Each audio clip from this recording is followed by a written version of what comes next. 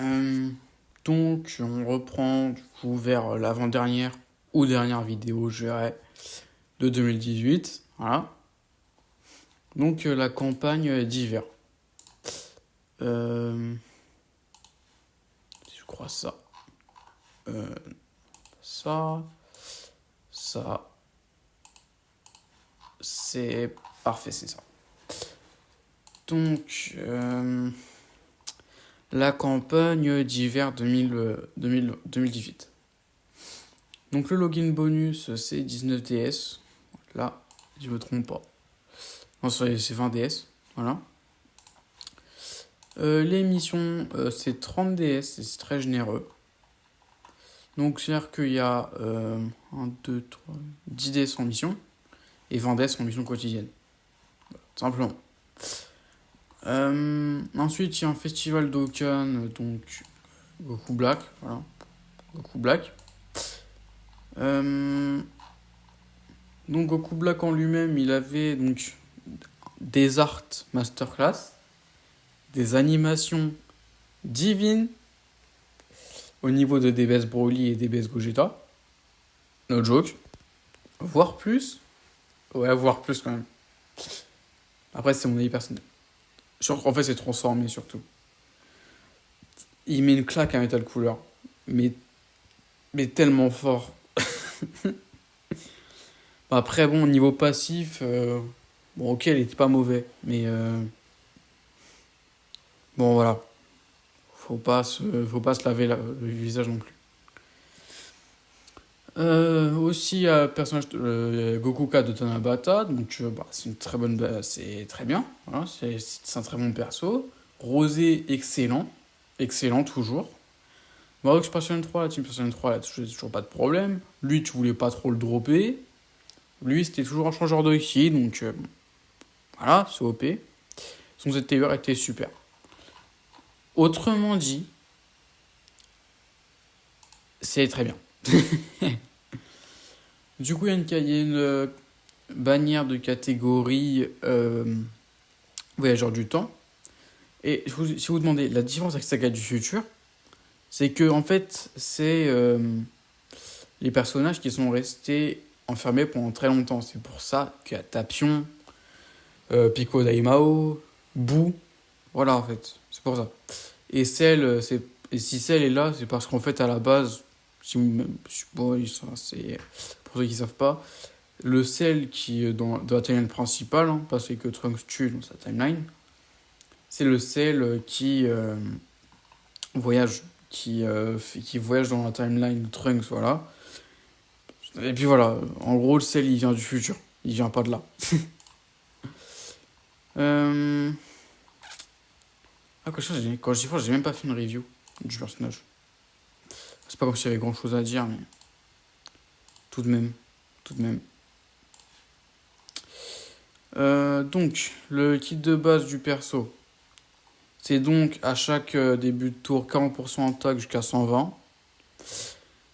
À chaque attaque reçue du crit, donc faut en encaisser 8. Il stack 50% de dés sur l'aspect. Et à partir du 6ème tour, si les PV sont 80% au moins, c'est une condition de pacotille, évidemment, il se transforme en rosé. Alors en rosé, qu'est-ce qu'il propose le personnage? À pas grand chose de plus. Il a plus d'attaque. Il a 50% de crit. Et il donne qui plus 3 de extrême avec toujours le même stack.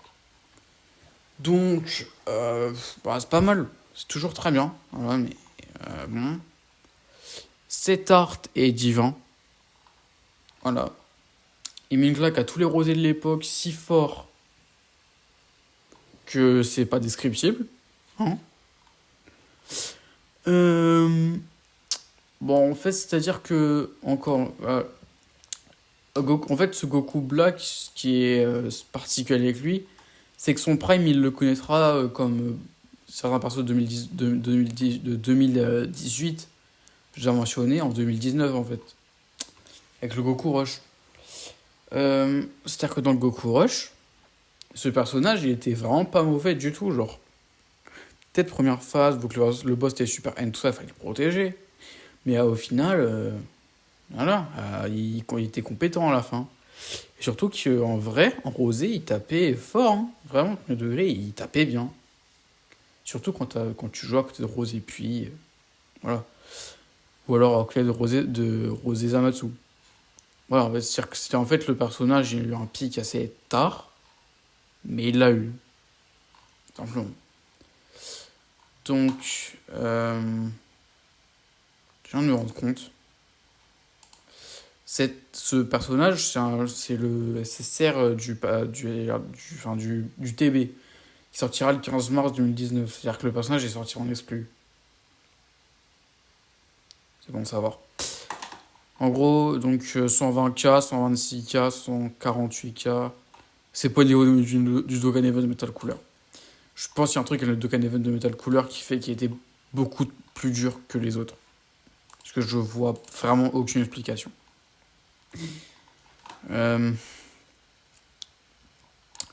Donc là, c'est des retours de story, hein, Bardock, Saga du Futur et Saga du Futur Z. Le 5, ils ont ressorti l'event de Bulma parce qu'il y a un TB qui vient. Voilà. Du coup, pour le ZR de Janemba, ils ont sorti de manière Dragon Ball Fusion parce que la catégorie compte c'est Fusion, du coup, l'opportunité était présente. Après, bon, en tous les cas, c'était en détecteur, hein, mais voilà.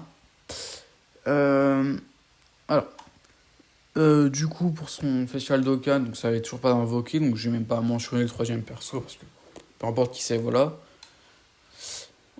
Pour ce qui est du ZTUR de Janemba.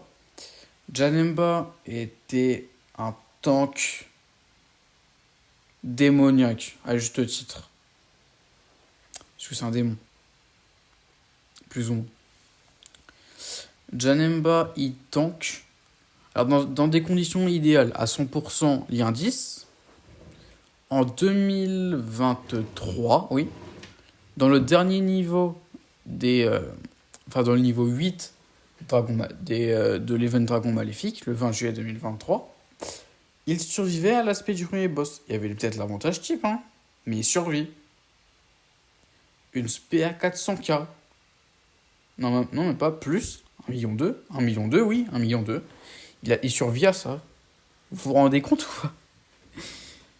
Et c'est honnêtement meilleur temps que Vegeta 3. En Red Zone, il était utilisable. C'était pas un slot 1, ça c'est sûr, hein. Mais il était utilisable. C'est complètement craqué. Ensuite, il y a eu l'éveil des deux Gohan, hein. Voilà. Peut-être je peux les trouver là. Ça, je pense que c'est possible.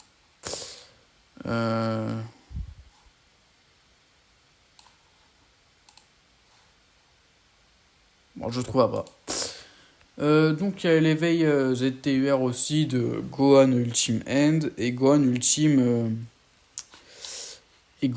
Magie.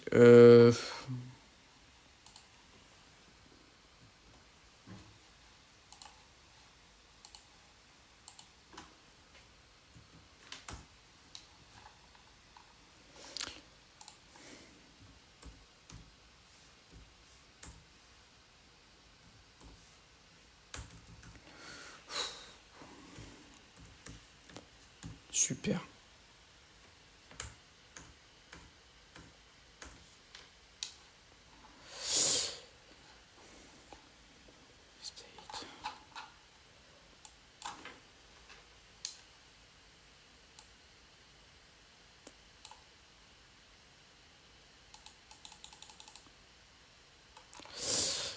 Allez. Non, là. Voilà.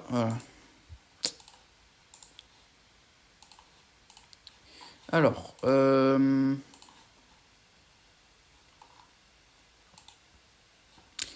donc le kit du AJ, c'était pas... C'était quoi? Il avait un sous lead 70% qui est plus 2 au type AJ, pas mal. Enfin, pas mauvais. Voilà. Surtout qu'il y avait le Battlefield, donc En vrai, c'était pas mal. En fait, c'était bien. Plus qu'autre chose. Du coup, sur l'aspect, il a 30% de chance de stun, pas d'attaque de défense. Bon, après tout, en vrai, c'était pas si grave. Quand il attaque à 6 kills ou plus à 100% attaque. Quand il est en dessous de 80% HP, non, ah non, 80% HP ou plus, il y a 100% de def. Bah normalement, j'ai déjà fait les calculs. Euh...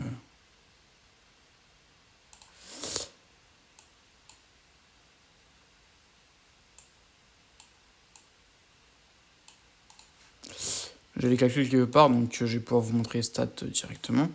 Voilà. Donc voilà.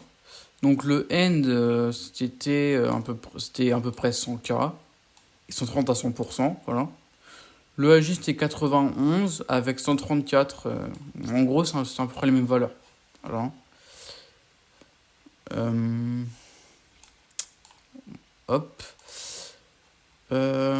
Ensuite, est-ce qu'il y a autre chose dans la campagne notoire? Il y a... Non, il n'y a pas grand-chose. Le TB, je vais revenir dessus. Enfin, je vais juste trouver la news directement. Hop. Ah bah oui. J'ai skippé un truc là. Le 5 décembre, alors. Bah, il n'y a juste pas dedans en fait. Il y a le Battlefield numéro 8, enfin numéro 9. Voilà. Le Battlefield numéro 9, donc c'est pas. C'était juste avant qu'il y ait le rechange à nouveau, du coup. Oui, c'est ça. Voilà. Aussi que je retrouve le top 1, il doit être là. Il est là. C'est un des seuls Dokkan Fest, voire le seul à avoir fait top 1. C'est vous dire à quel point le perso était bien fait. Et je parle pas du kit. Donc des orbes de type int et 30 DS. Parce qu'en fait, si vous voulez, les gammas aussi qui ont eu un top 1, sauf qu'eux, ils avaient la hype du film qui sont sortis pendant la campagne, la troisième campagne de sortie du film Dragon Ball Super Hero en fait. C'est pour ça. Rosé, il avait juste la qualité de ses animations et la hype de Rosé. C'est tout. Il a fait ça. Mais quel perf. Donc, le 27e Tenkaichi Budokai. Donc, Yamcha LR. Yamcha LR, la carte récompense. Hein. Enfin, en fait, tu l'avais inséré, donc t'avais besoin de 67 médailles pour l'éveiller. Enfin, voilà. À la base, c'était déjà un gros cogneur, hein, voilà. Il avait beaucoup de debuffs. Bon, ouais, c'était cool. En SBR. Donc, c'est un personnage qui avait pas de stats, en fait, de base. Enfin, en fait, c'est un LR, donc ça va. Après, s'il y avait des stats multiplicatives, ça aurait été beaucoup, beaucoup mieux, hein, quand même. Donc quand il attaque avec 12 ki ou plus, il a 20 000, et quand il attaque à 18 ki ou plus, il a 10 000. Donc en fait, il a un multiplicateur de stats de LR, ce qui fait que en fait, bah, c'est pas grave. C'est pas grave, c'est que c'était pas mal. Comme partenaire de lien, bah... Bon, il avait rien. Bon, il avait rien. Il avait rien, mais bon, c'était un nom unique. C'est le seul personnage avec Pua. Voilà. Je voulais dire d'autres. Moi, non, sinon c'est bon. Ah si. C'est un personnage qui, en fait, aura sa première vraie catégorie, hein, on s'entend. C'est-à-dire son premier vrai team, en fait, en mars 2019 avec Kid Goku. Donc en vrai, la team Arc-en-Enfant, elle était épique quand elle est sortie. Ça, c'est vrai. Et voilà. Bon, autre que ça, il y a la carte récompense, parce que Yamcha c'est la récompense locale, hein. Enfin c'est les récompenses de top local. Donc. Vous avez déjà dû faire un TB, je pense que vous allez comprendre. Donc, elle, c'était juste donc, la défense, de l'esquive et des stats quand elle encaisse une attaque. C'était correct, hein, incroyable. Mais voilà, il y a aussi l'éveil de Super Trunks qui est là. Ah bah cool, nickel.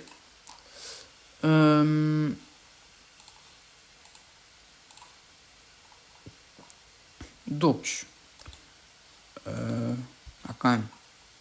En fait, si j'ai un personnage qui a des stats pas mal en vrai, hein, parce il a 80% d'attaque et de défense, avec des chances d'avoir des défenses 50% en plus. En vrai, c'était pas mal, vraiment. Il avait la défense sur plusieurs tours. Bon, c'était pas mal, c'était pas mal. C'est le pire art du jeu. À part ça, il n'y a pas grand chose à dire. Les cartes du Battlefield aussi qui ont eu des éveils TUR. Bon, alors, par contre, les arts de ces cartes, ils sont incroyables. Ça fout le seum qu'ils soient pas incroyables. Ça, vraiment. Donc, c'est un personnage qui avait des stats, ouais, pas mauvais. Bah, il jouait avec le Goku. Après, la Team Super Saiyan 2 n'était pas encore démocratisée. Donc, en soi, c'est une pure, ça existait, j'ai envie de dire. Donc, lui, il a sa propre attaque pendant un tour. Il a pendant 4 tours à 40%. Par chaque attaque faite, il y a la défense plus 30% jusqu'à 180%. Si attaque, c'est pas mal quand même, hein. Même pour un personnage qui a l'additionnel parce que c'est un end. Voilà. Et pour chaque attaque reçue, là, c'est 30%. Et en fait, Goku, c'est un peu la dynamique des cartes. C'est diamétralement opposé. Hein. C'est donc 50% de def, 40% d'attaque et de défense. Voilà. Donc la défense, il a stack pareil. Voilà. En gros, Goku est offensif. Imagine Vegeta défensif. Ce qui sera un peu l'inverse de base. Mais... Ok. Ensuite, hop. Ensuite, hop. Il y a la 4.1.0 qui sort le 7. Voilà. Donc là, c'est l'ajout des portes des souvenirs. C'est l'ajout ou c'est juste la mise en... Non, c'est l'ajout. Ouais, c'est ça. Ouais, en gros, c'est l'ajout des portes des souvenirs. Hein. Porte des souvenirs qui est très, très pratique. Hein. En gros, c'est tous les events qui sont pas disponibles et qui sont pas liés à des collabs. C'est-à-dire que les events d'Arale sont Dokkan Event ne sont jamais revenus. Après, DB Heroes, c'est resté, etc. Donc, voilà. Mais bon. Ben, enfin, voilà. En fait, c'est là que tu farmes les persos que tu n'avais pas encore farmé ou que tu fais l'historique que tu n'avais pas encore farmé. C'est assez révolutionnaire. Voilà, c'est révolutionnaire, faut le dire. Ensuite, pas grand chose.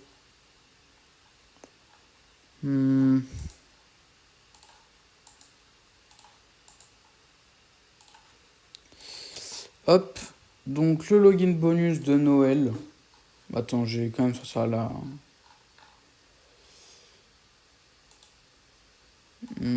La campagne de Noël. Donc, la campagne de Noël 2018. Donc, il y avait des missions. Voilà. Donc, ça donnait quelques DS. Donc, est-ce que j'ai trouvé le montant? Visiblement, je l'avais trouvé. Je crois que je l'ai trouvé. Visiblement, je l'avais pas trouvé. Non, je crois que ça en donnait pas en fait. Je crois que ça en donnait peut-être 5. Ouais. Enfin bref, c'est la partie importante, c'est que on peut obtenir des Trunks Mai. enfin des Trunks Smile, ou au moins un date dans cet event. En plus de lui qui revient pour la première fois. Voilà. Enfin, la seconde fois parce qu'il est revenu en 2017. Enfin, vous avez l'idée. Ensuite, il n'y a pas grand chose d'intéressant après. Il y a un vieux Kai et puis. Il n'y a rien. Il n'y a rien, c'est vide. Hein. C'est une célébration de Noël. Je pense qu'il ne faut pas le faire choquer non plus. Hein. Ensuite, une bannière taux doublé. Hein. La première bannière taux doublé a featuré un LR. Donc, Trunks Smile. Trunks Smile, c'était un personnage pas mal du tout. Voilà. Donc, voilà. Donc, c'est un personnage qui a 70% d'attaque de base, qui par allié voyageur du temps gagne 70%, et quand il y a un ennemi de saga du futur, qui plus 6, et avec 70% de chance d'esquive. 50 ou 70? Non, je sais plus ce que c'est, mais voilà. C'est 30% de choses, 50% de stun sur les SP, voilà. Les personnages avec des animations assez cool, hein, voilà. Le petit bémol, mais après, en fait, c'est un R partie 2, entre guillemets. Hein. Donc en vrai, c'est normal. Mais en gros, fallait avoir osé pour le jouer, plus ou moins, parce qu'en vrai, tu pouvais jouer à 50%, mais c'était moins recommandable, voilà. Parce qu'après avoir les stats. Ouais, non, en vrai, non, c'est bon. Non, tu pouvais le faire. Aussi, bon, il y avait niveau Link Buddy, il avait qui? Bon, il avait lui, hein, logique. C'est avec Future, les liens, ils se partagent beaucoup. Il y avait lui, il y avait lui, il y avait elle. Il y avait elle en vrai parce que elle, c'était une stunneuse, donc elle a pas vraiment pris un gros coup de jeu, voilà. Bah voilà. Bon, il y a lui et lui qui étaient sur la bannière. Les quatre en fait. Bon, bah, c'est pratique. Après, les quatre, aucun des quatre était mauvais. Hein. Peut-être Trunks, mais voilà. Zamatsu, pareil, était pas incroyable du tout. Trunks, c'était pas ouf. C'était pas mauvais, mais voilà. Zamatsu, c'était toujours très bon. Lui, ça, c'est très très bon, très bon. Ça, c'était bon, pas mal. C'était Osef. Voilà. Euh, Là, du coup, la sélection, la pierre rouge, voilà. Donc, pour faire simple, c'est du coup tous les deux Canfest avec le Kama familial, enfin tous les deux Canfest jusqu'à Birustek avec le Kama familial et je crois 3 SSR. Je crois que c'était Goku 3. Ouais, c'était probablement ça. Les ETEA récents. Après, il y en avait 5, mais ils ont probablement pas mis les Gohan Ultimes. Je sais pas, c'est pour ça, je pense. Ensuite, l'event de Slug, l'event de ça. Voilà. Ensuite, le 18, ils ont refait l'émission de rang, donc 120 DS. Voilà. Même pas, non, 204. C'est jusqu'à 120. J'ai confondu.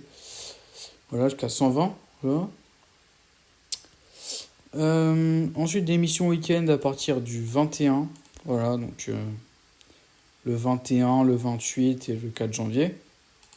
Donc, la campagne était finie, mais ça inclut dedans, donc pourquoi pas. Et le 26, il y a le Battlefield. Donc, ils ont monté le Battlefield pour ça. Suis pourquoi pas. Voilà, bah, suis pourquoi pas. Après, de toute façon, la campagne, elle s'est finie que le 29. Donc, pourquoi pas. J'ai envie de dire, pourquoi pas. Si je vais oublier de le mentionner, mais l'autre moyen et unique moyen de récupérer des My Trunks, c'était de faire des multi-invocations sur la bannière. Voilà. Aussi, du coup, il y avait une campagne parallèle. Hein, voilà. C'était ça, probablement. Je crois que c'était ça. Ça, c'est l'émission spéciale. Donc, l'émission spéciale partie 1. Donc, et la sortie du film Dragon DBS Broly, hein, voilà, elle était présente. Donc des missions qui montaient à...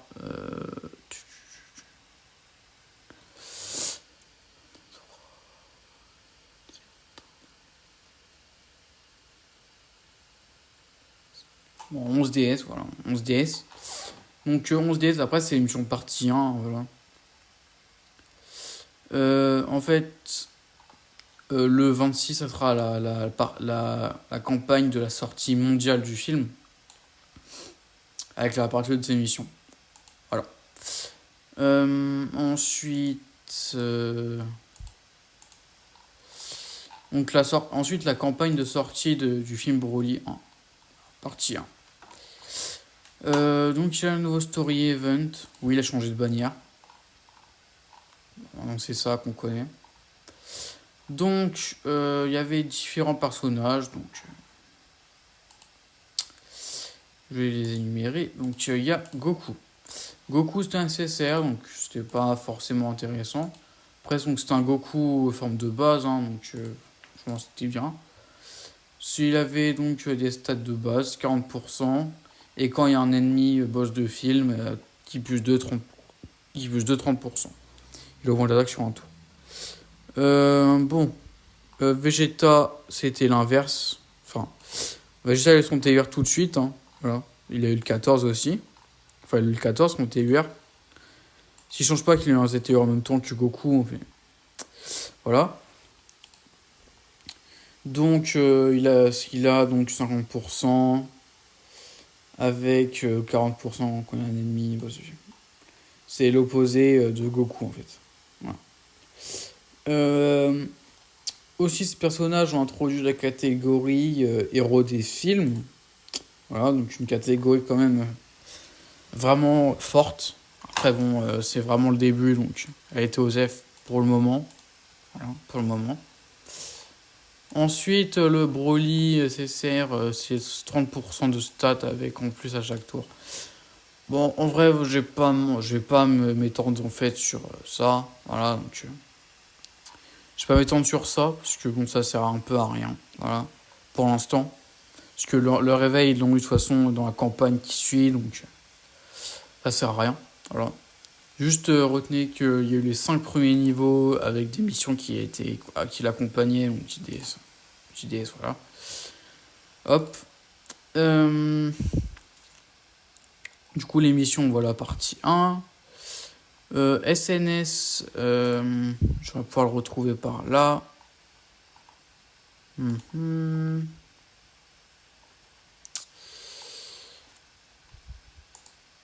Ah ouais, hop, ici.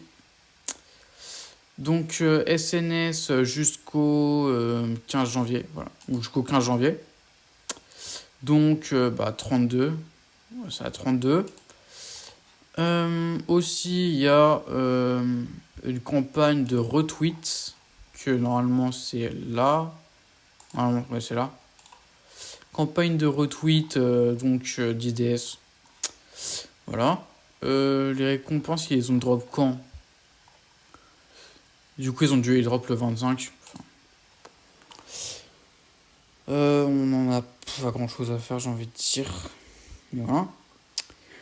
Donc, au lieu de faire une vidéo séparée sur l'EDF du Nouvel An, après, quoique, c'est-à-dire que le sujet est assez long à traiter. Je vais prendre plus de 20 minutes à en parler. Donc, je me ravise, je vais faire une autre vidéo, en vrai. Donc, voilà. J'espère que vous avez apprécié cette vidéo. J'ai essayé d'être le plus précis possible, en essayant d'éviter les organisations, etc. Normalement, je vous manque un détail. Enfin, dites-le moi si jamais. J'insiste. Pour la personne qui a mis une vue sur ma dernière Toucan Story, ça a fait plaisir. Du coup, la Toucan Story 22, elle est encore en synchronisation sur mon PC, ce qui fait que bon, je pourrais pas l'upload tout de suite. Mais voilà. Après, bon, d'ici que la vidéo sorte, normalement, ça sera bon. Simplement. Donc voilà. Sur ce, je vous quitte. Je vous remercie d'avoir écouté cette vidéo.